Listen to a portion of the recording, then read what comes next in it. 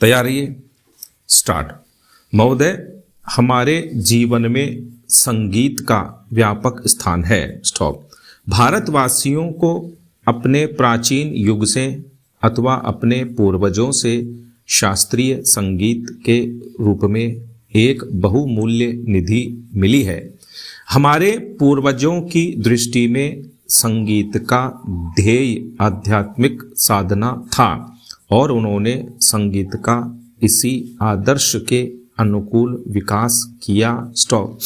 हम कह सकते हैं कि हमारे देश में यह कला पूर्णता के शिखर पर पहुंच चुकी थी। संगीत के ध्येय के संबंध में आज हमारे विचार चाहे कुछ भी हों, यह सभी स्वीकार करेंगे कि इसमें सामंजस्य की ओर ले जाने वाली और व्यक्त जगत से ऐक्य का आभास कराने वाली शक्ति निहित है। स्टॉप।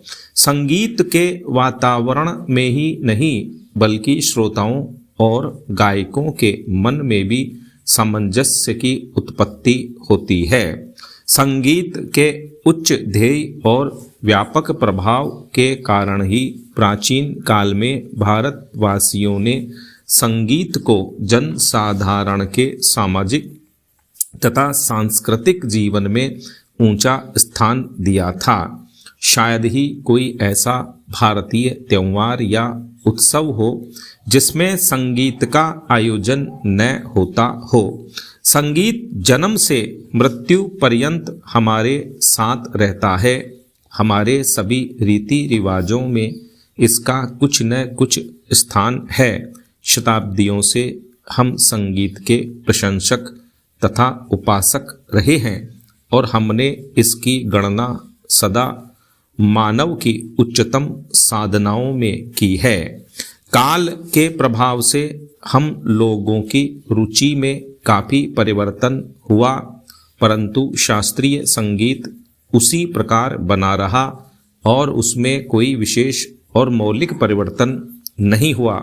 मुसलमान बादशाहों और अमीर उमरों के द्वारा संगीत को केवल प्रोत्साहन ही नहीं मिला, इसमें समयानुकूल हेर फेर भी हुए और आज विशेषकर उत्तर भारत के संगीत ने उसी युग से प्रभावित और बहुत अंशों में अनुप्राणित होकर अपना नया रूप ग्रहण कर लिया है। स्टॉप।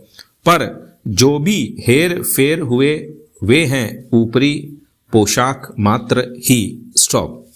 भारतीय संगीत शरीर और आत्मा से अभी भी वही प्राचीन शास्त्रीय संगीत बना हुआ है। स्टॉप। ऐसी आशा की जाती है कि इसमें अभी भी इतनी शक्ति है कि यह अपने को एक बार फिर आधुनिक वातावरण के अनुकूल बना लेगा। स्टॉप।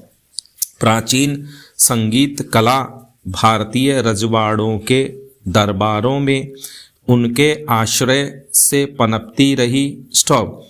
यह स्वीकार करना होगा कि भारतीय नरेशों द्वारा दिए गए प्रश्रय के कारण संगीत लुप्त होने से बच गया, परंतु यह भी मानना पड़ेगा कि इन वर्षों में भारत की जनता का शास्त्रीय संगीत से बहुत कम संपर्क रहा। स्टॉप।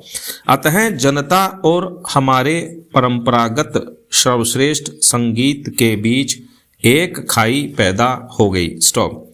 यदि हमें संगीत को जीवित रखना है और शास्त्रों वर्ष पुरानी इस अमूल्य परंपरा की रक्षा करनी है तो हमें इस खाई को पाटना होगा।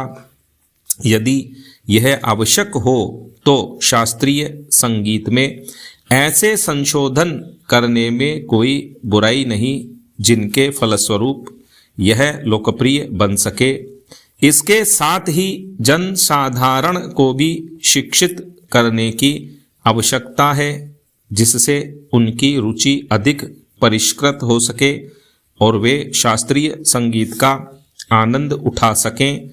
भारत गणराज्य में नरेशों अथवा रजवाड़ों का अच्छा स्थान है। स्टॉप। 13 महोदय, आधुनिक युग की एक बड़ी देन यह है कि हम किसी भी चीज की बहुत प्रतियां बना सकते हैं। स्टॉप।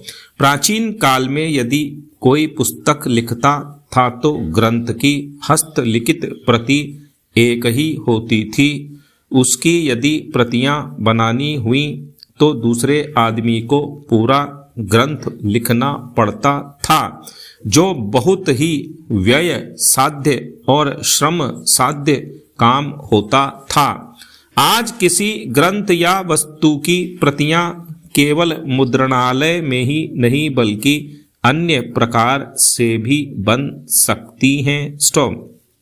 एक का अनेक बना देना आज एक खेल सा हो गया है। यदि किसी अच्छे नाटककार ने मंच पर अच्छा खेल दिखलाया तो उसकी बड़ी ख्याति हुआ करती थी, पर वह नाटककार एक ही स्थान पर अपना खेल दिखला सकता था और यह भी नहीं कहा जा सकता कि एक ही खेल को यदि वह फिर से दिखलाना चाहे तो उसे उतनी ही कुशलता से दिखला सकेगा जितनी कुशलता से उसने पहली बार दिखलाया था। आज केवल यही नहीं कि नाटककार के चित्र की प्रतियां बहुत बन सकती हैं, बल्कि उसके चलचित्र की प्रतियां बनती हैं और साथ साथ उसकी वाणी भी सुनने में आ सकती है, और वह केवल एक स्थान पर ही नहीं बल्कि संसार के एक कोने से दूसरे कोने तक जहां चाहें सभी स्थानों पर और जितनी बार चाहे सुन सकते हैं और देख सकते हैं। स्टॉप। इसी का नाम साधारणतः फिल्म हो गया है। स्टॉप। 13 फिल्म में बड़ी शक्ति है। स्टॉप।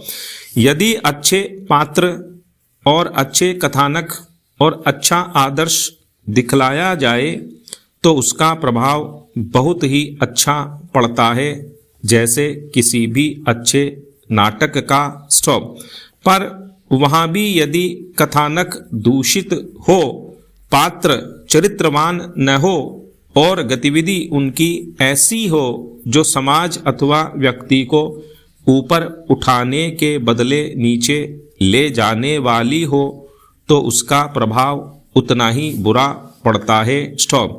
नाटक तो एक आदमी एक स्थान पर उसके करके उसका भला या बुरा प्रभाव वहां बैठे हुए लोगों पर ही डाल सकता है। दूर दूर के लोगों तक उसका प्रभाव नहीं पहुंच सकता, पर फिल्मों में भला या बुरा करने की शक्ति कई गुनी अधिक हो जाती है। किसी फिल्म की जितनी प्रतियां बना ली जाती हैं उतना ही उसका प्रभाव भी असीमित हो सकता है। इसलिए यह आवश्यक हो गया है कि जिस चीज में इतनी शक्ति हो उसका उपयोग इस प्रकार से किया जाए कि उससे अच्छे से अच्छा फल मिले और उसमें किसी प्रकार की बुराई न आने पाए। आज सिनेमा का उपयोग 3 कामों में होता है: शिक्षा, मन बहलाव और प्रचार। ये तीनों काम जीवन में महत्वपूर्ण है। सिनेमा का उपयोग शिक्षा के काम में जितना बढ़ेगा उतना ही हो सकता है, पर शर्त यह है कि कथानक शिक्षाप्रद हो और जो पद्धति अपनाई जाए वह ऐसी हो जिसके द्वारा शिक्षार्थियों को सच्ची शिक्षा मिल सके। स्टॉप। जब मैं शिक्षा शब्द का उपयोग करता हूं तो मेरे ध्यान में केवल बच्चों की ही शिक्षा नहीं है। स्टॉप।